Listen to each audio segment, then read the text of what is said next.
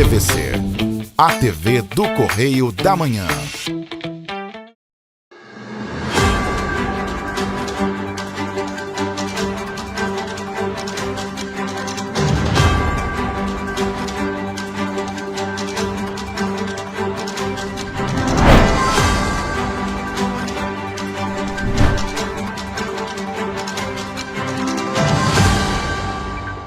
Olá, sejam muito bem-vindos ao nosso Correio Serrano na TV. Muito obrigado pela sua presença, sua audiência. Chegamos hoje com o nosso resumo da semana. Olá, Roberta. Olá, Jorge. Olá para você que nos acompanha. Lembrando que você pode mandar para cá sua sugestão de reportagem, sua reclamação, sua denúncia para os nossos canais, que são quais, Jorge? Tá na tela o nosso e-mail oficial para quem precisa se comunicar por ali, né? Sempre tem um ou outro que prefere. E claro, tem o nosso WhatsApp, que ali você pode mandar foto, vídeo, seu texto, seu vídeo ou selfie. O DDD é 24, o telefone é o 99323 1675. Tá aqui embaixo da tela, anota o contato, participa conosco. Vamos então às notícias deste sábado, dia 22 de fevereiro. IBGE, em 14 estados, desemprego de 2024 foi o menor já registrado. STF volta a julgar a revisão da vida toda do INSS. Ministério da Fazenda estima crescimento de 2,3% do PIB em 2025. Após 3 anos da maior tragédia socioambiental em Petrópolis, 2 vítimas ainda estão desaparecidas.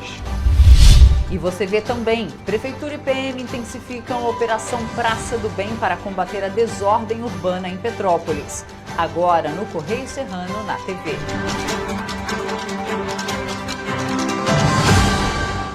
E a gente começa dando aquela olhada no nosso Correio da Manhã, edição de fim de semana, lá na nossa primeira página, Estádio do Flamengo e trânsito no gasômetro. Como fica essa questão? Tá lá na linha vermelha, é destaque do Correio Bastidores.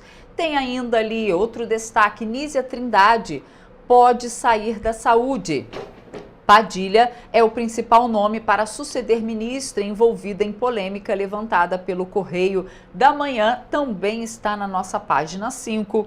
E temos ali duas fotos legendas, Esfera Brasil de olho no Congresso e Castro promove jantar para Hugo Mota. E outro destaque dessa página, da nossa primeira página, economia do país deve desacelerar. E você também vê os destaques do esporte e também do segundo caderno. Mas agora a gente vai direto para o Correio Petropolitano na nossa página 12. Isso aí, lá na nossa página 12, né? Prefeitura e Estado levam carretas da saúde para Correias.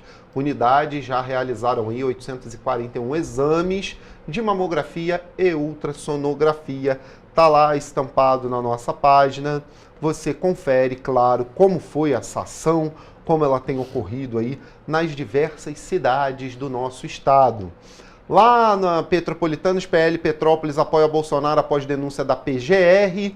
Claro, todo o país vai nesse mesmo movimento, né? Não tem como ser diferente. Ali o PL, né? Vai todo ele ser nesse movimento, partido do ex-presidente.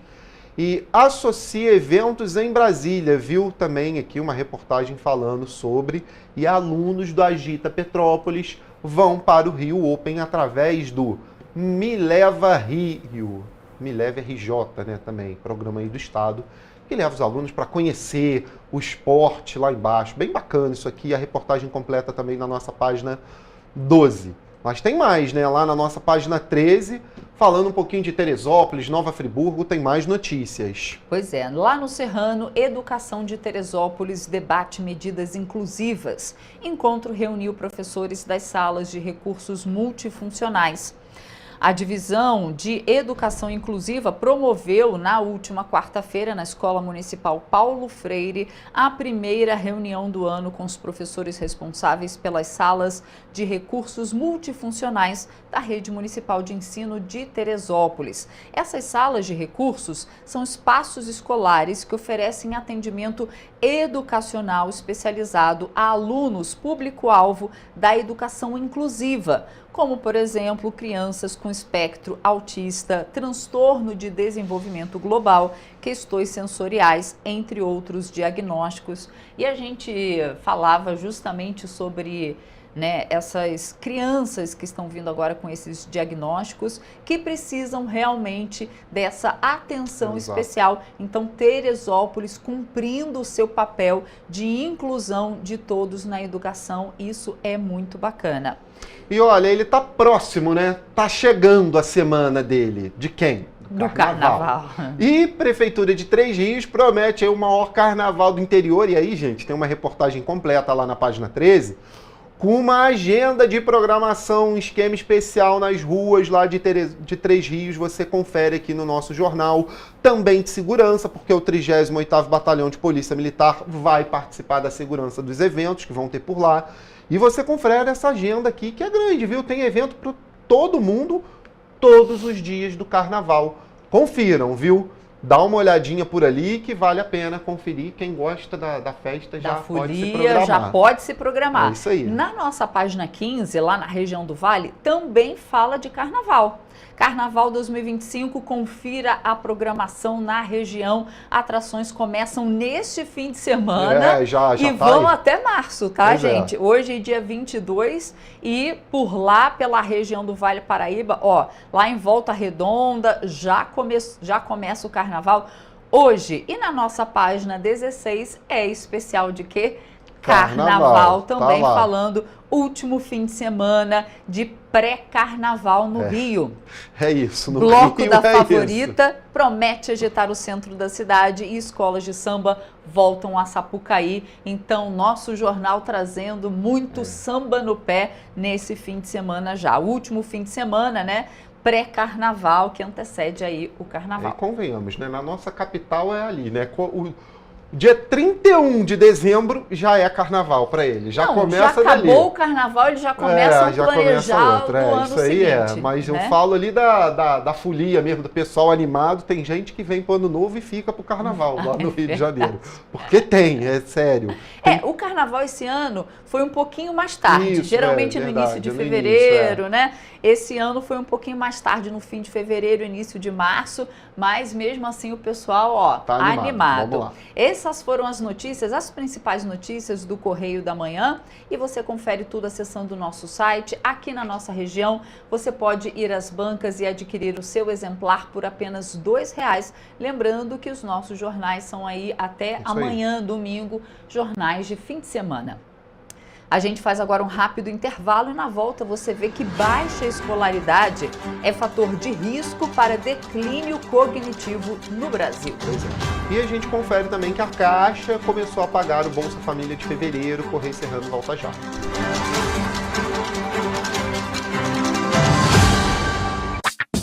Enquanto você pensa que poderia ganhar igual aos homens, a Alerj faz.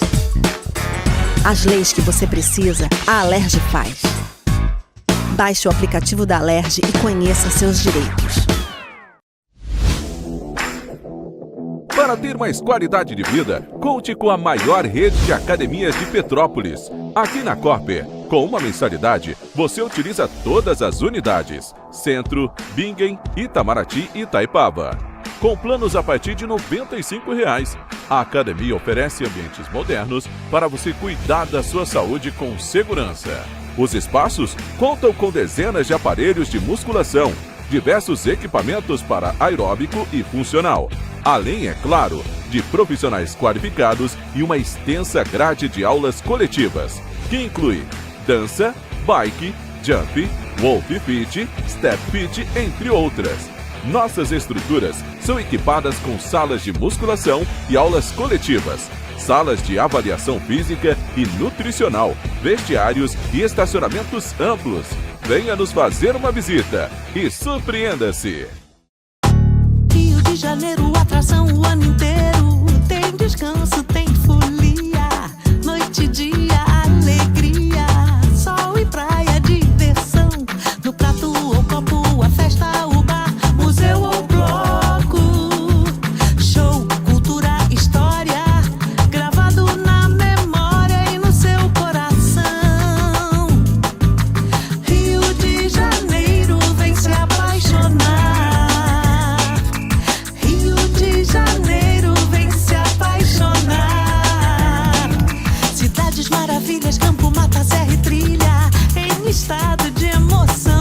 um Rio de Janeiro que você já ama e o Rio que ainda vai conquistar você.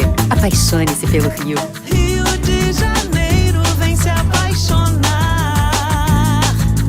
Rio de Janeiro, vem se apaixonar. Governo do Estado do Rio de Janeiro. Um bom jornal tem que ser direto, tem que ser direito. Não ser de esquerda ou de direita, mas direito. É ter coragem de informar a verdade e não impor a sua verdade. É respeitar a inteligência do leitor e vontade do eleitor. Correio da Manhã, um jornal que há 123 anos tem a coragem de ser direto e direito. Em uma banca perto de você.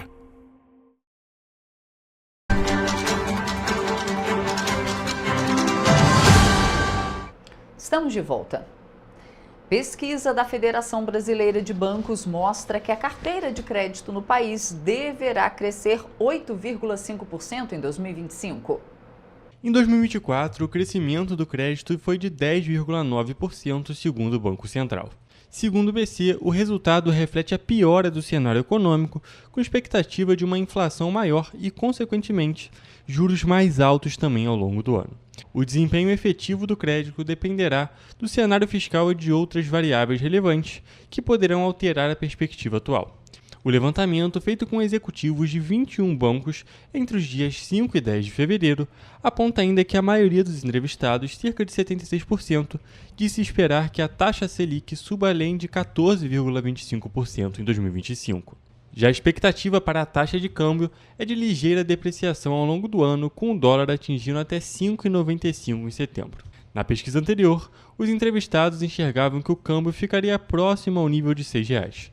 Quanto à inflação, a maioria, 47,6% dos entrevistados, entende que a inflação deverá ficar próxima a 5,5%. Já sobre o Produto Interno Bruto, o PIB, pouco mais de metade, 52,4%, dos participantes segue projetando alta em torno de 2% em 2025. O governo federal apresentou projeção de crescimento do Produto Interno Bruto, o PIB, do país em 2025. A atividade econômica deverá ter alta de 2,3%. A estimativa anterior, em novembro, era de um crescimento de 2,5% do PIB. De acordo com o Ministério, a redução da projeção do PIB para 2025 está baseada principalmente na elevação dos juros, na desaceleração da atividade econômica no quarto trimestre de 2024 e no cenário conjuntural externo. Segundo a subsecretária de Política Macroeconômica, Raquel Nadal, a projeção foi reduzida em parte pensando o que está sendo visto na política monetária e, em parte, porque há uma desaceleração mais acentuada da atividade agora no quarto trimestre de 2024. Então, no cenário de 2,3%, estão incorporados esses dois elementos. No entanto, o Ministério incluiu nessa projeção a melhora nos resultados do setor agropecuário, em razão das boas perspectivas para a safra de 2025. Por setor produtivo, a Secretaria de Política Econômica do Ministério da Fazenda espera uma desaceleração da indústria e dos serviços, parcialmente compensada pela aceleração da produção agropecuária. Para a indústria, a previsão de crescimento em 2025 foi revisada de 2,5% para 2,2% em razão da desaceleração projetada para a indústria de transformação. E para a construção, apesar da recuperação da indústria extrativa, sobretudo em função da entrada em operação de novas plataformas de petróleo. Para os serviços, o ritmo de expansão projetado para 2025 pela Secretaria caiu de 2,1% para 1,9%, principalmente como reflexo da desaceleração na criação de novos postos de trabalho e da redução no ritmo de concessões de crédito em função do patamar elevado dos juros. Para a atividade agropecuária, a projeção de crescimento foi mantida em 6%, levando em consideração os prognósticos da safra, dados preliminares de abate de bovinos para o quarto trimestre de 2024 e uma melhora da situação climática. Para 14 estados, o ano de 2024 terminou com o menor índice de desemprego já registrado pela série histórica da Pesquisa Nacional por Amostra de Domicílios PNAD Contínua, que começou em 2012. O comportamento desses estados se assemelha ao do Brasil como um todo, que registrou a taxa média de 6,6% de desemprego em 2024, conforme já havia sido divulgado pelo IBGE. O recorde de baixa no nível de ocupação foi atingido nas seguintes localidades: Rio Grande do Norte com 8,5%, Amazonas 8,4%, Amapá 8,3%, Alagoas 7,6%, Maranhão 7,1%, Ceará 7%, Acre 6,4%, São Paulo 6,2%, Tocantins 5,5%, Minas Gerais 5%, Espírito Santo 3,9%, Mato Grosso do Sul 3,9%, Santa Catarina 2,9% e Mato Grosso com 2,6%. A pesquisa do IBGE apura o comportamento no mercado de trabalho para pessoas com 14 anos ou mais e leva em conta todas as formas de ocupação, seja emprego com ou sem carteira assinada, temporário e por conta própria, por exemplo. São visitados 211 mil domicílios em todos os estados e no Distrito Federal. As maiores taxas médias de 2024 foram apontadas na Bahia, com 10,8%, Pernambuco, 10,8% também, e Distrito Federal, com 9,6%. O IBGE revelou ainda que, ao longo do ano passado, a taxa de informalidade no país foi de 39% da população ocupada, sendo as maiores médias no Pará, com 58,1%, Piauí, com 56,6% e Maranhão, com 55,3%. As menores ficaram localizadas em Santa Catarina, com 26,4%, Distrito Federal, 29,6% e São Paulo, com 31,1%. E olha, o Supremo Tribunal Federal, o STF, retomou o julgamento que trata da revisão da vida toda de aposentadorias do INSS. Os ministros vão julgar recursos para esclarecer a decisão que, em março do ano passado, derrubou a tese favorável à revisão dos benefícios. Na ocasião, o Supremo reviu seu próprio entendimento que autorizou a revisão da vida toda de aposentadorias. Por 7 votos a 4, os ministros decidiram que os aposentados não têm direito de optar pela regra mais favorável para o recálculo do benefício. Na sessão virtual, os ministros vão julgar um recurso apresentado pela Confederação Nacional dos Trabalhadores Metalúrgicos, CNTM, uma das entidades que fazem parte do processo. A entidade alega que a Corte mudou seu próprio entendimento sobre a questão e pede a exclusão da proibição dos aposentados que entram com ações revisionais na Justiça até 21 de março de 2024, data na qual o Supremo fixou que a revisão da vida toda não tem validade. A mudança de entendimento ocorreu porque os ministros julgaram as duas ações de inconstitucionalidade e não têm recursos extraordinários, no qual os aposentados ganharam o direito à revisão. Ao julgarem constitucionais as regras previdenciárias de 1999, a maioria dos ministros entendeu que a regra de transição é obrigatória e não pode ser opcional aos aposentados, conforme o cálculo mais benéfico. A deliberação virtual vai até o dia 21 deste mês.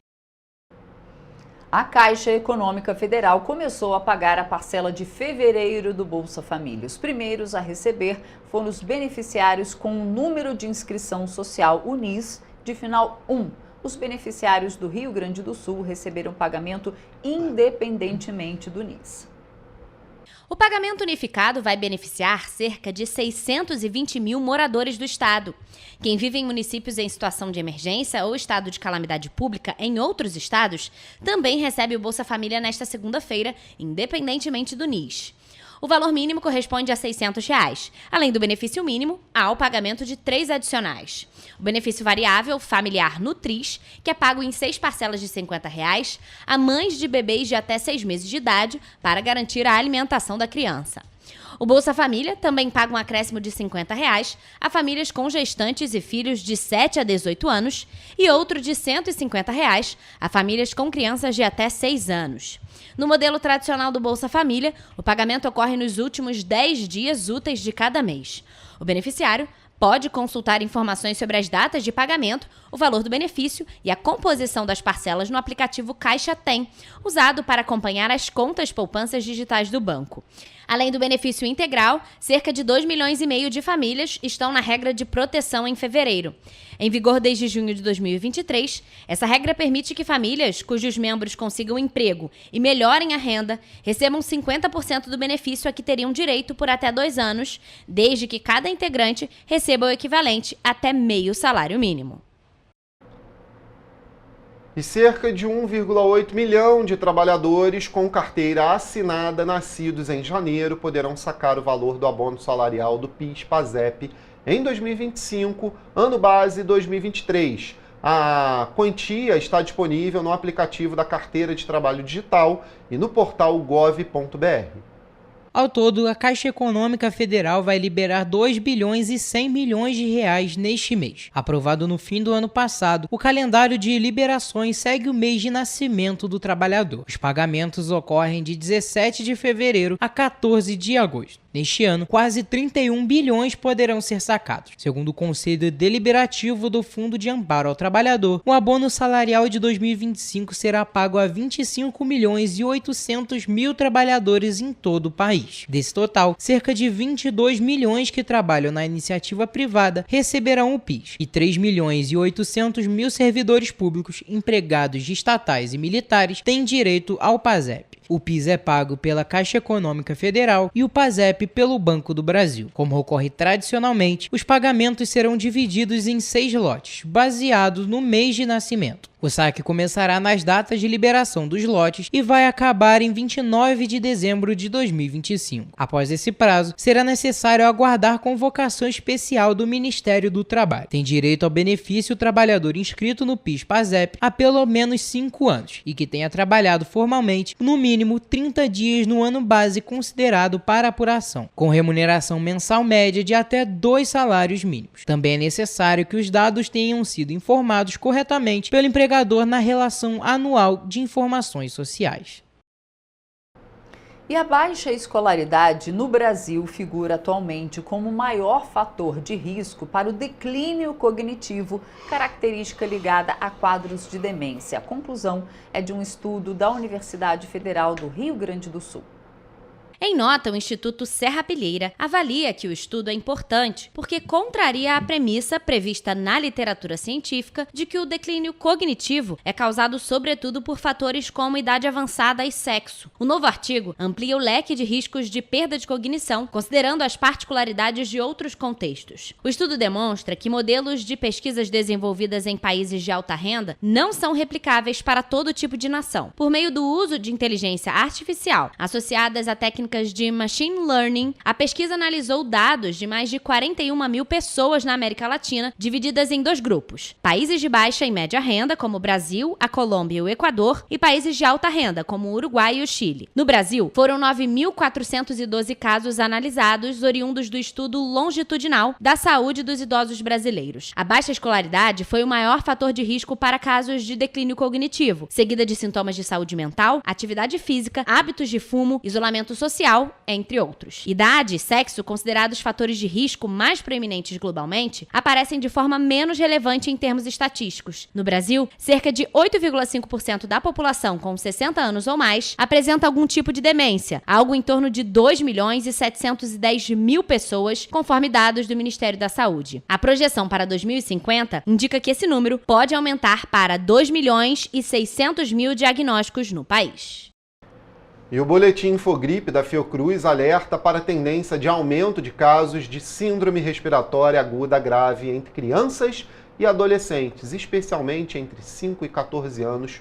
Com a volta às aulas, o boletim destaca que esse cenário tem sido registrado principalmente no estado de Goiás e no Distrito Federal.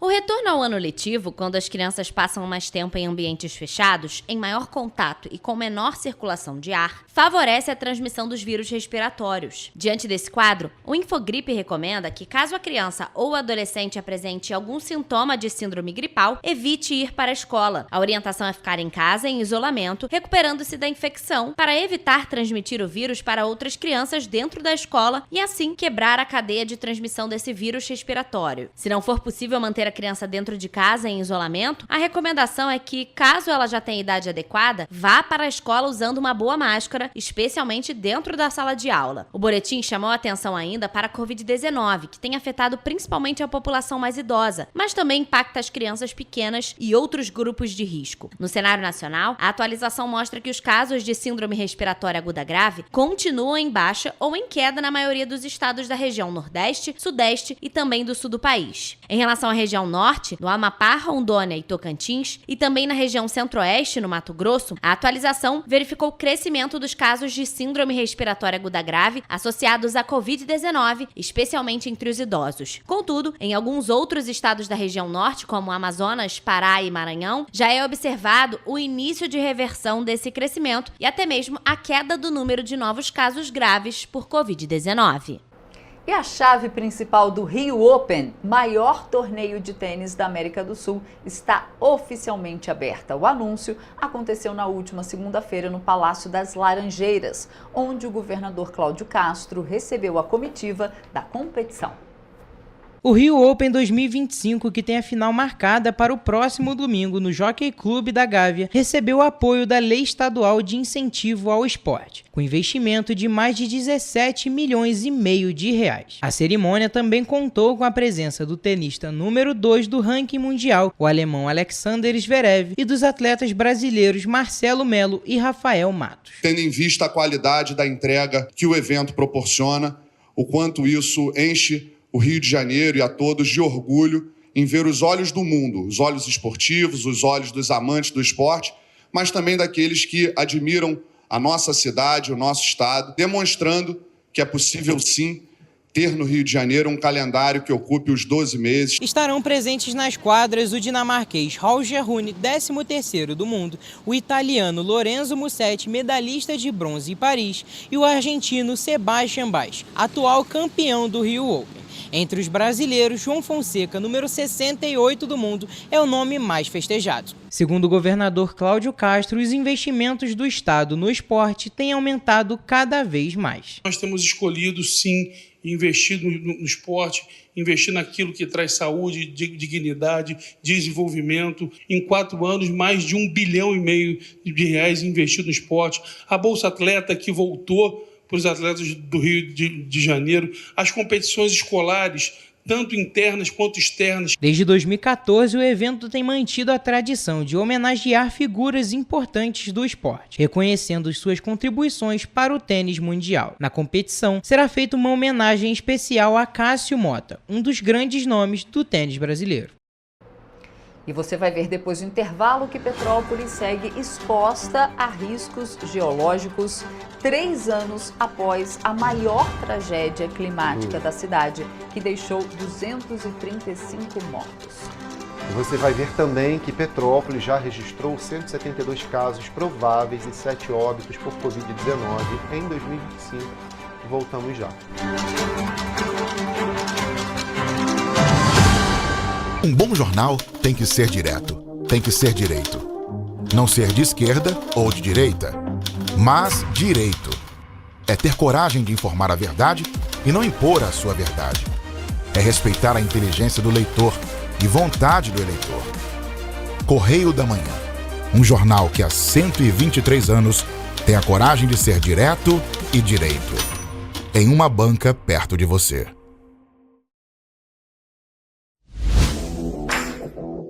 Para ter mais qualidade de vida, conte com a maior rede de academias de Petrópolis. Aqui na Corper, com uma mensalidade, você utiliza todas as unidades: Centro, Bingen, Itamaraty e Itaipava. Com planos a partir de R$ 95,00. A academia oferece ambientes modernos para você cuidar da sua saúde com segurança. Os espaços contam com dezenas de aparelhos de musculação, diversos equipamentos para aeróbico e funcional. Além, é claro, de profissionais qualificados e uma extensa grade de aulas coletivas, que inclui dança, bike, jump, wolf fit, step fit, entre outras. Nossas estruturas são equipadas com salas de musculação e aulas coletivas, salas de avaliação física e nutricional, vestiários e estacionamentos amplos. Venha nos fazer uma visita e surpreenda-se! Enquanto você acha que alguma coisa deveria ser feita contra o racismo, a Alerj faz. As leis que você precisa, a Alerj faz. Baixe o aplicativo da Alerj e conheça seus direitos.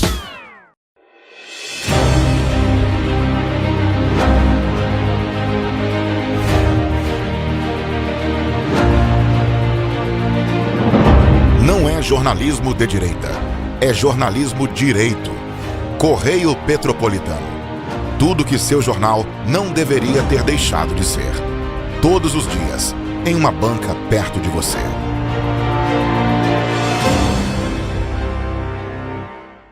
O Rio Imagem Baixada já superou a marca de 650 mil exames. Com cuidado especial para a saúde da mulher, o maior centro público de diagnóstico da América Latina tem capacidade para fazer 40 mil exames mensais e traz tudo num só lugar para atender com mais agilidade e eficiência. Rio Imagem Baixada, 9 meses. Chegou o resultado. O que era para poucos, agora é para todos. Governo do Estado do Rio de Janeiro. O trabalho não para, é todo dia e é de todos.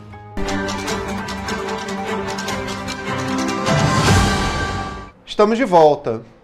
E olha, no dia 15 de fevereiro desse ano, a maior tragédia socioambiental que atingiu o município de Petrópolis completou 3 anos. Mais de 200 pessoas morreram nos deslizamentos e alagamentos registrados na cidade e até hoje, 2 pessoas ainda estão desaparecidas.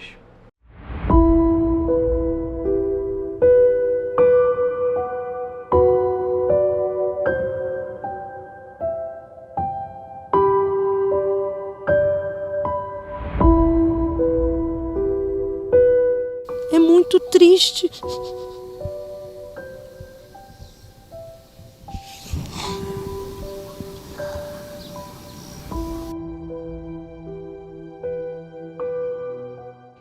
De fevereiro. Esta é a data em que os petropolitanos passaram pela maior tragédia socioambiental que já atingiu o município. Início do ano letivo em uma terça-feira aparentemente comum, mas no início da tarde, o que parecia ser uma chuva típica do verão abalou a cidade.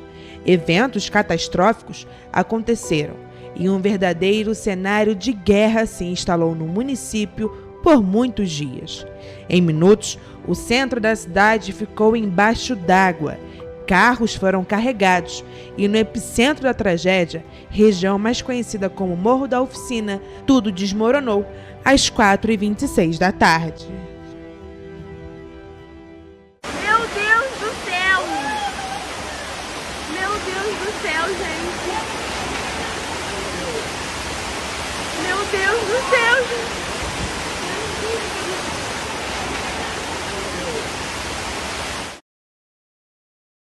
Estava em contato com a minha filha mais nova, de 19 anos, que eu perdi na barreira. No meu pensamento, tinha sido uma queda de luz, de internet, e foi assim, até 7h30 da noite, quando eu consegui chegar atrás do BNH com lama até o pescoço, mas ainda com pensamento positivo, de que eles estariam ilhados, né?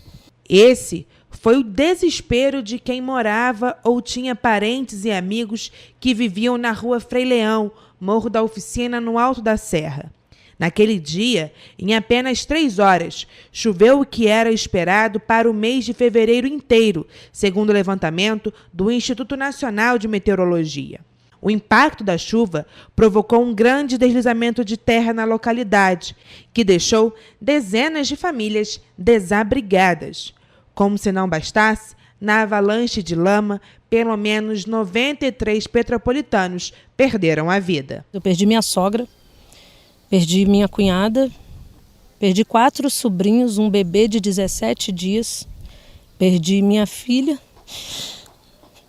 de 19 anos, perdi meu neto de 5 anos, perdi minha vizinha, que ficou nervosa e foi para minha casa se abrigar. Ah, que ironia! Ela estava com medo, tinha um barranco atrás da casa, ela ficou com medo e foi lá para casa. E aconteceu. Cristiane morou há 31 anos no Alto da Serra e perdeu 9 integrantes da família na tragédia.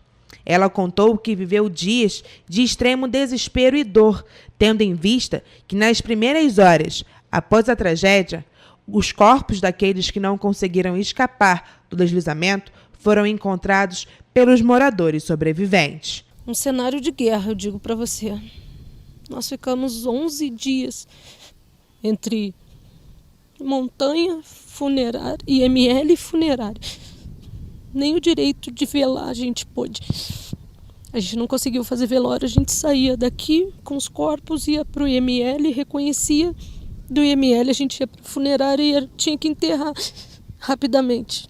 Nem isso a gente teve o direito. A tragédia vitimou 235 pessoas em diferentes regiões de Petrópolis. Entre elas, Lucas Rufino, de 21 anos, e Heitor Carlos dos Santos, de 61 anos. Ambos permanecem desaparecidos. Lucas vivia no Morro da Oficina. Ele, a mãe e a irmã morreram no deslizamento. Da família, o único sobrevivente foi Adalto Rufino, pai de Lucas. Em uma entrevista concedida à TV Correio da Manhã, no dia 19 de agosto de 2022, Adalto contou que chegou a ver o corpo do filho ainda no Morro da Oficina, mas que depois não conseguiu encontrá-lo no Instituto Médico Legal. Já o corpo de Heitor Carlos dos Santos, que estava em um dos ônibus que foi arrastado para dentro do rio Quitandinha durante a chuva, também continua desaparecido. Na ocasião, 2 ônibus da empresa Petroita, que faziam as linhas 401 Independência e 465 Amazonas, foram arrastados pela correnteza, resultando em mais mortes. Em novembro de 2024, uma ossada humana foi encontrada aqui, nos escombros da tragédia de fevereiro de 2022, na área 3 do Morro da Oficina, por trabalhadores que atuam na obra de contenção, encostas e drenagem na localidade. 4 meses após o aparecimento da ossada e 3 anos após a tragédia, o exame de DNA para identificação ainda não foi concluído. As buscas pelos desaparecidos encerraram. Agora, a população espera que obras de prevenção sejam realizadas para que outras tragédias não aconteçam. Afinal, o dia 15 de fevereiro, assim como muitas outras datas, ficarão marcadas para sempre na memória dos milhares de petropolitanos que presenciaram a força da natureza e a falta de preparo e medidas preventivas do poder público destruírem dezenas de casas e tirarem centenas de vidas. E Petrópolis permanece sendo extremamente vulnerável a riscos geológicos. Em 2024, por exemplo, o município liderou o ranking nacional como o local com maior número de ocorrências de deslizamentos e inundações. No dia 15 de fevereiro de 2025, fez 3 anos que uma das maiores tragédias socioambientais da história de Petrópolis abalou a cidade. Nesta mesma data, no ano de 2022, 235 pessoas morreram, 4.000 ficaram desalojadas e inúmeras foram tragicamente afetadas. Naquele dia, choveu na cidade em 3 horas, o que era esperado para o mês inteiro. Meu Deus do céu! Cuidado! Pelo amor de Deus! Os 258,6 milímetros de chuva que atingiram a cidade colocaram em destaque a enorme vulnerabilidade geológica existente no município. Para se ter ideia, em 2024, 2 anos depois da tragédia, Petrópolis liderou o ranking nacional de deslizamentos e inundações. De acordo com o Centro Nacional de Monitoramento e Alertas de Desastres Naturais, o CEMADEM, foram registrados 44 ocorrências na cidade durante o ano. Nós temos a tarefa de anunciar uma cidade que encare de frente os problemas socioambientais que enfrentamos há décadas.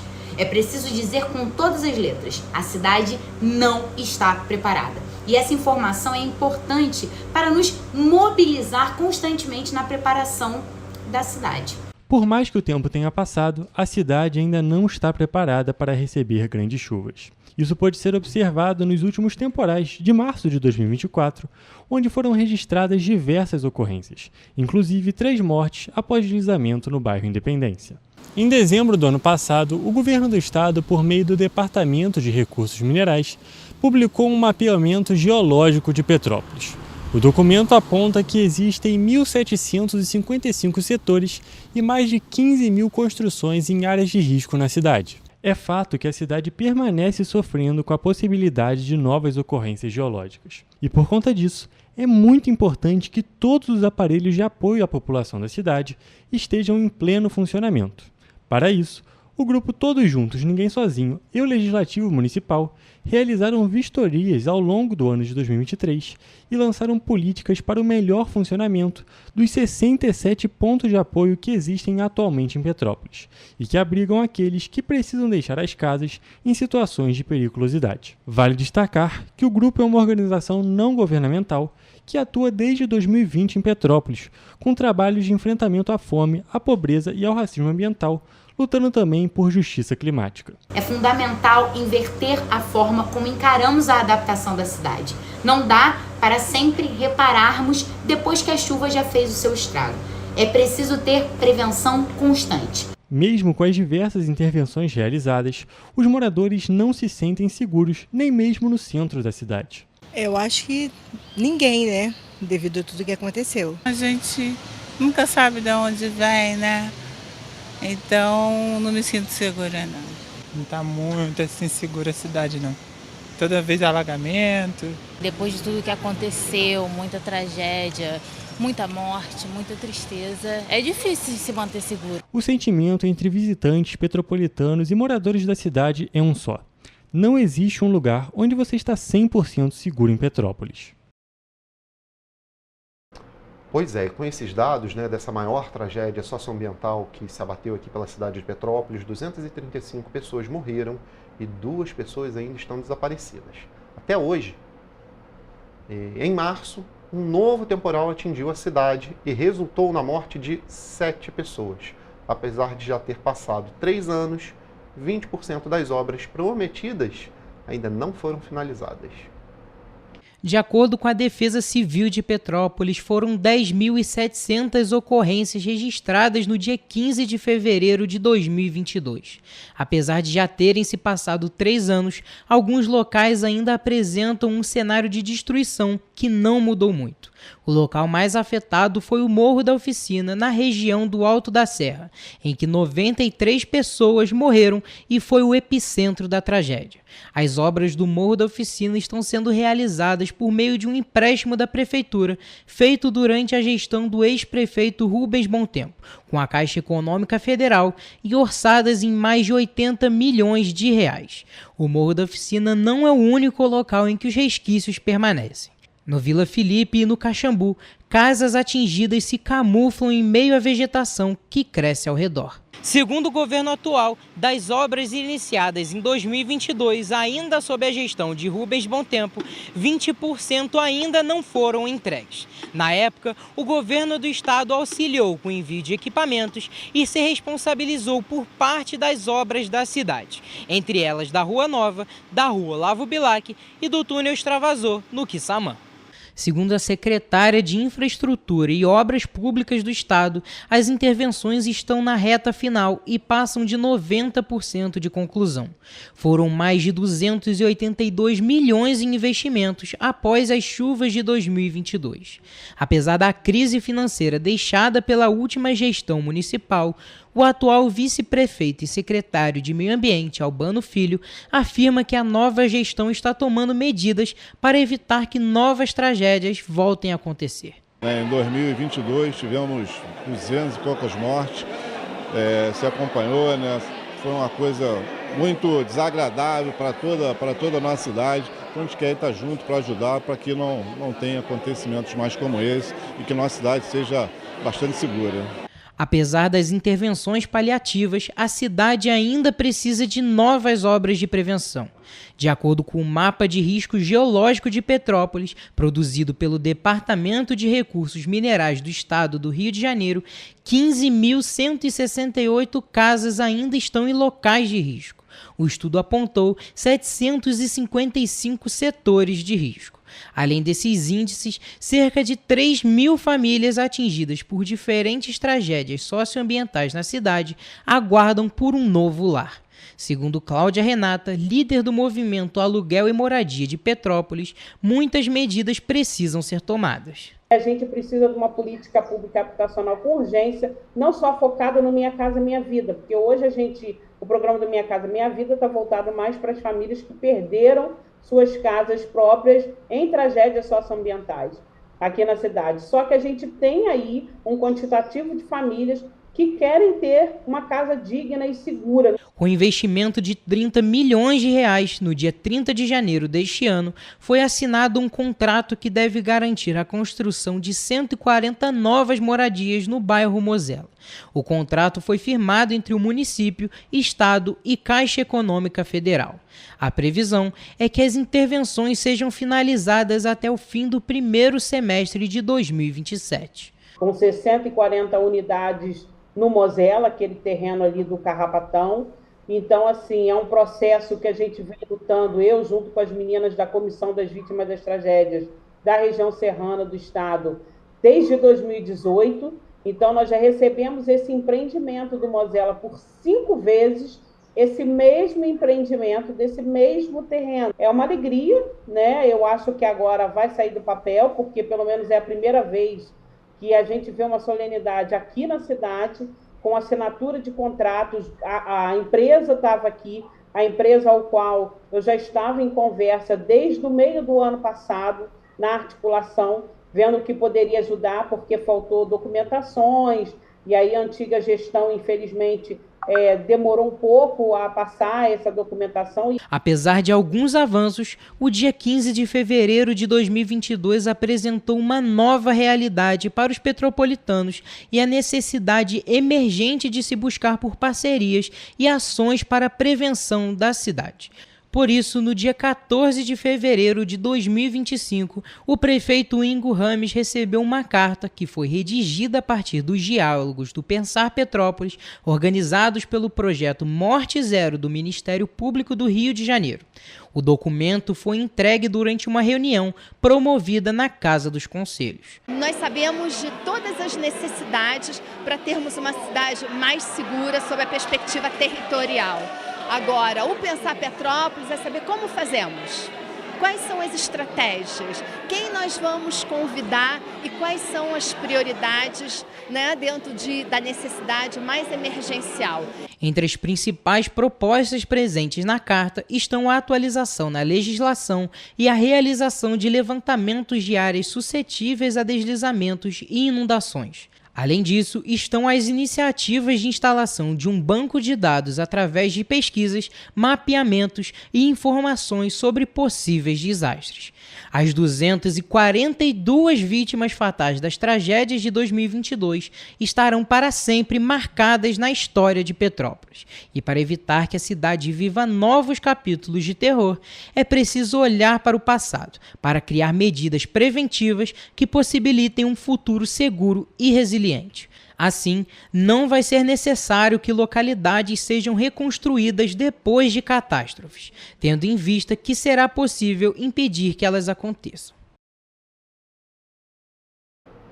Mais de 170 casos de Covid-19 já foram registrados em Petrópolis nas 6 primeiras semanas epidemiológicas de 2025. O crescimento do número de casos gera grande preocupação no município. O mais recente boletim Infogripe da Fiocruz aponta que a volta às aulas tem causado aumento nos casos de síndrome respiratória aguda grave relacionados à Covid-19 e outras doenças respiratórias. Nessa época, as crianças acabam tendo mais contato, né, umas com as outras, e acabam ficando mais tempo, né, dentro da sala de aula, que é um ambiente mais fechado, com menor circulação de ar, que facilita, né, a transmissão dos vírus respiratórios. De acordo com dados do painel Coronavírus do Ministério da Saúde, somente no estado do Rio de Janeiro já foram registrados mais de 4.800 casos prováveis de Covid-19. Além dos casos prováveis, 61 óbitos em decorrência da doença foram anotados no Rio, sendo 6 desses somente na última semana epidemiológica. Em Petrópolis, 172 novos casos e 7 óbitos pela doença viral foram anotados nas primeiras 6 semanas epidemiológicas de 2025.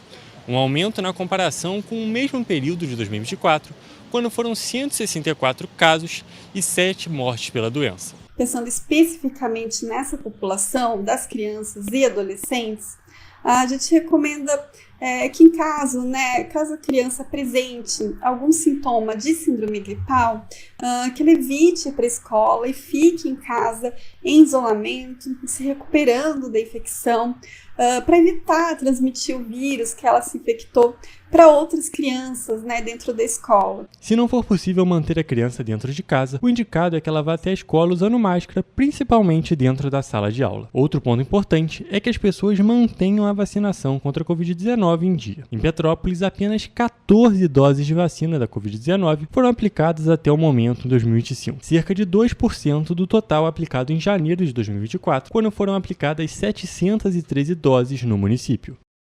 Pois é, E aí teve uma resposta, depois Teve uma disso, resposta da Prefeitura. A Secretaria de Saúde de Petrópolis esclareceu o seguinte, que os dados divulgados pelo Ministério da Saúde, esses dados alarmantes que a gente acabou de ver, que apontam o número de óbitos no município devido à Covid-19, mas de acordo com a Secretaria de Saúde, a maior parte dos que foram contabilizados no sistema este ano, na verdade, aconteceram em 2024 e foram registrados agora em 2025. Então tá feito aí o esclarecimento. Isso. Ou seja, teve um pequeno atraso ali na sempre comunicação tem, entre o sistema municipal e o sistema nacional, Bom, passando para outro assunto aqui, agora mudando bastante, e esse é uma boa notícia para Petrópolis, Porque tem que ter esse tipo de ação, tá? Durante a madrugada do último sábado, 15, foi realizada mais uma edição da Operação Praça do Bem. A ação conjunta das forças de segurança de Petrópolis, incluindo órgãos da prefeitura, foi ali conjunto, O objetivo foi fiscalizar bares e estabelecimentos comerciais que descumprem as normas do sossego e ordem pública, além de coibir irregularidades no trânsito. As equipes percorreram a região central, fiscalizando pontos da Rua Nelson de Saerpe, Praça da Liberdade, Rua 7 de Abril e na Rua 13 de Maio. Durante a ação, 7 estabelecimentos foram inspecionados para verificar o cumprimento das normas municipais, incluindo alvarás de funcionamento e regras de emissão sonora. Além disso, 9 motocicletas foram apreendidas por estarem estacionadas em locais proibidos ou apresentarem irregularidades administrativas. O prefeito Ingo Rames ressaltou que a operação faz parte de um esforço contínuo para coibir abusos e garantir o cumprimento das regras. A Operação Praça do Bem se soma a outras medidas adotadas pelo município para reforçar a fiscalização e garantir mais tranquilidade aos moradores. As forças de segurança seguem monitorando pontos estratégicos para evitar novos episódios de perturbação da ordem pública. Aliás, essa operação foi... Eu vinha, lá debaixo de Itaipava, no último domingo, me lembro bem. Em Cascatinha estava tendo essa operação, então aí parabéns à prefeitura, tem que ter mesmo, viu? Quando é para falar, a gente vai falar realmente aí, parabenizar os órgãos públicos, porque tem que ter essa força. Lembrando daquele bar lá também, lá na Castelânia. Nossa, ali os moradores sofriam muito com essa perturbação aí da ordem pública, e das normas de sossego. Eles não conseguiam dormir, era pino de droga no dia seguinte, não, e até música 4 horas da manhã, alta. 5, a festa lá, de domingo para segunda, E até que, enfim, a polícia fez alguma coisa, juntamente com a prefeitura. A prefeitura deve ter apertado ali a polícia militar também, aproveitando a conexão boa do prefeito Ingo Rames com o governador Cláudio Castro. Deve ter vindo uma ordem lá de cima, porque o que a gente via anteriormente era a população lá, som na maior altura e carro de polícia do lado sem fazer nada, sem coibir, só olhando. Agora não. Muito bom, eles fizeram essa operação Praça do Bem e a população agradece. Petrópolis tem que se manter Petrópolis, Exatamente. Se não vira Rio de Janeiro, depois é impossível coibir, mudar. Exato. Mas a gente fica por aqui, essas foram as notícias do nosso resumo da semana. Um ótimo fim de semana, mas segunda-feira estamos de volta às 7h30 da manhã, ao vivo, com muitas notícias para você. Pessoal, tchau, tchau, bom fim de semana, até segunda. Tchau.